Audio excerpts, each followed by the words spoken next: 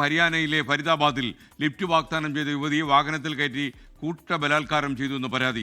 വാഹനത്തിൽ നിന്ന് യുവതിയെ പിന്നീട് റോഡിലേക്ക് തള്ളിയിട്ടു.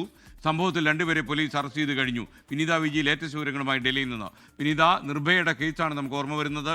ഇപ്പോഴും നമുക്ക് നമ്മുടെ പെൺകുട്ടികൾക്ക് ഒരു ലിഫ്റ്റ് വാങ്ങി ഒരു വണ്ടിയിൽ കയറിയാൽ സുരക്ഷിതത്വം ഇല്ലാത്ത സാഹചര്യം ഇന്ത്യയിലുണ്ട് എന്നല്ലേ ഫരീദാബാദ് സംഭവം നമ്മളെ ഓർമ്മപ്പെടുത്തുന്നത്?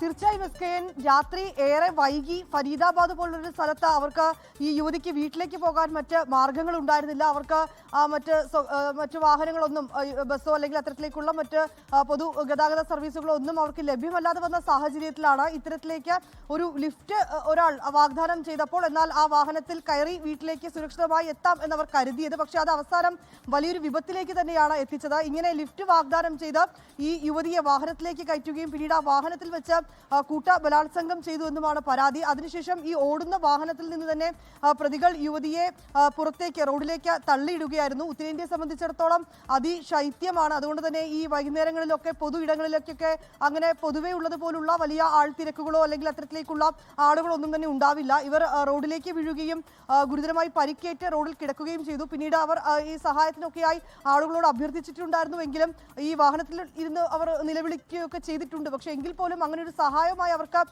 ആരും തന്നെ എത്തിയിട്ടുണ്ടായിരുന്നില്ല എന്നാണ് പറയുന്നത്. പിന്നീട് ഇവരുടെ ഒരു സഹോദരനെ ഫോൺ ചെയ്താണ് വിവരം അറിയിക്കുകയും പിന്നീട് ബന്ധുക്കൾ എത്തി ഇവരെ ആശുപത്രിയിലേക്ക് മാറ്റുകയും ചെയ്തു. ഇവരുടെ മുഖത്ത് 12 സ്റ്റിച്ച് ഉണ്ടെന്നാണ് അറിയാൻ കഴിയുന്നത്. ഒപ്പം തന്നെ തലയ്ക്കും ഗുരുതരമായി പരിക്കേറ്റിട്ടുണ്ട്. ഇവരിപ്പോൾ ഒരു സ്വകാര്യ ആശുപത്രിയിൽ ചികിത്സയിലാണ്. ഈ യുവതി നൽകിയ പരാതിയുടെ അടിസ്ഥാനത്തിൽ 2 പേരെ പോലീസ് അറസ്റ്റ് ചെയ്തിട്ടുണ്ട്.